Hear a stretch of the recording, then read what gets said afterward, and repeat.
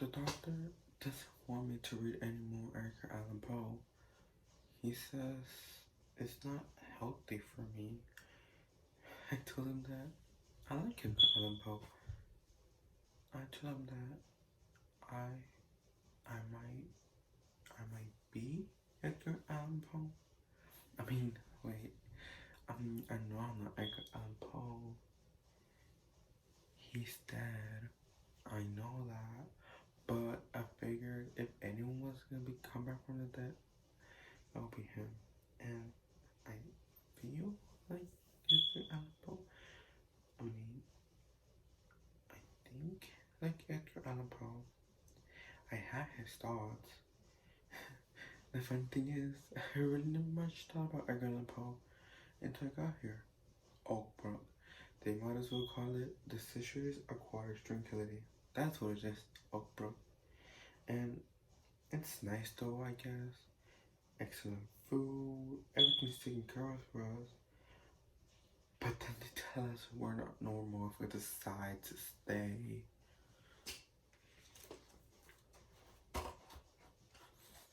Mistakes. We all make mistakes. Like Edgar Allan Poe once said, that which mistake for madness is but an over-archness of the sense. All it takes is a small mistake to make your hope into a haunting of eternity. I Might Be Edgar Allan Poe by Dawson Nichols. A few weeks ago, I started sneaking into the library and reading this book they have by Edgar Allan Poe.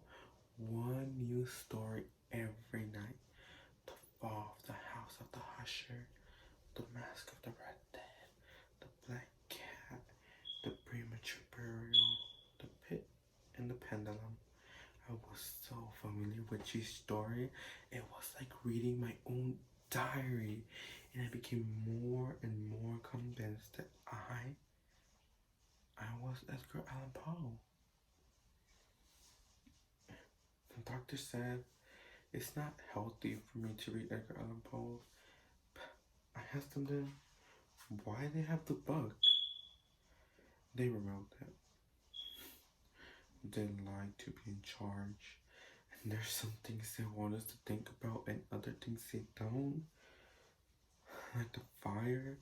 The doctors think that if I tell them about the fire, they'll have some sort of breakthrough, but that's not true. I could talk about the fire, I just don't want to. I mean, why should I? People don't like to do painful things.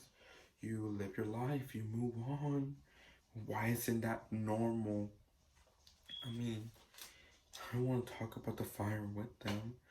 They want to examine it, dissect it, make it devoid of meaning.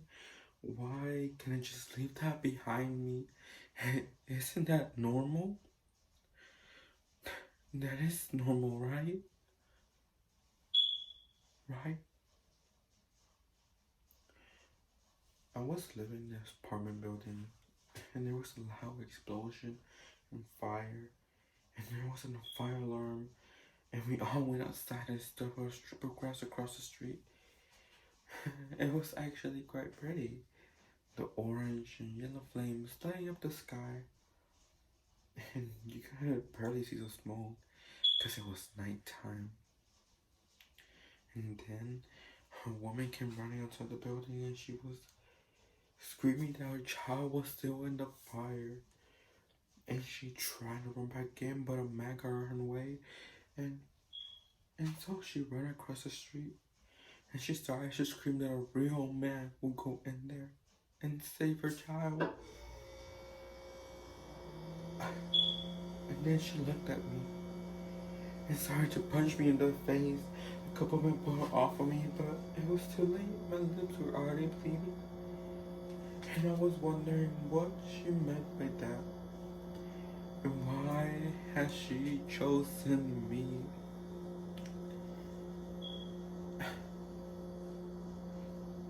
So I went to the second floor and started shouting and running from door to door to see if anyone was in there. As I got towards the other end of the building, one of the doors was open and there was a lot of smoke in there. But I heard something. So I got down to my hands and knees and I crawled in. And then I found her, a wide-eyed little girl. She was clinging to a stuffed bear and curled up into a ball. So I carried her down the stairs. But I guess the fire had spread to the first floor. There was fire coming up the stairs and I couldn't go back down there, so I went up and I went past the fourth floor out into the roof.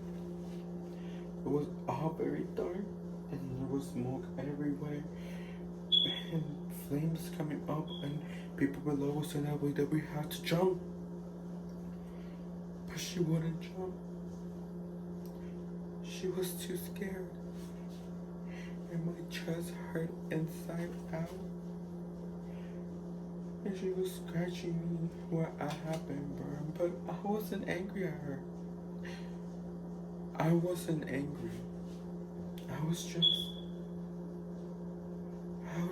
scared. And they were screaming that we had to jump, but she wouldn't jump. So I had to pick her up. And I took her to the edge of the roof. And the building was making noises underneath us. And the firemen were holding a circle for us to jump into, but she wouldn't jump.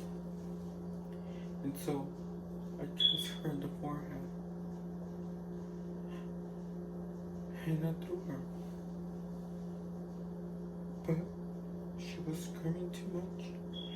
And the firemen tried to move underneath her, but it was too late. Her little body flipped over the edge, and above the roar of the flames, I could hear the little sound her head made when it hit the pavement. Why? Why can't we just leave something behind? Isn't it normal to just want to leave that behind you? Isn't it just normal to put it behind you and move on? I'm sorry. The drugs must be wearing off. I have to go. I hope that more of you understand my sense of humor by now. Oh well, I mean, it doesn't matter. You're just the voices inside my head. Well, don't tell them I said so, but so are the doctors.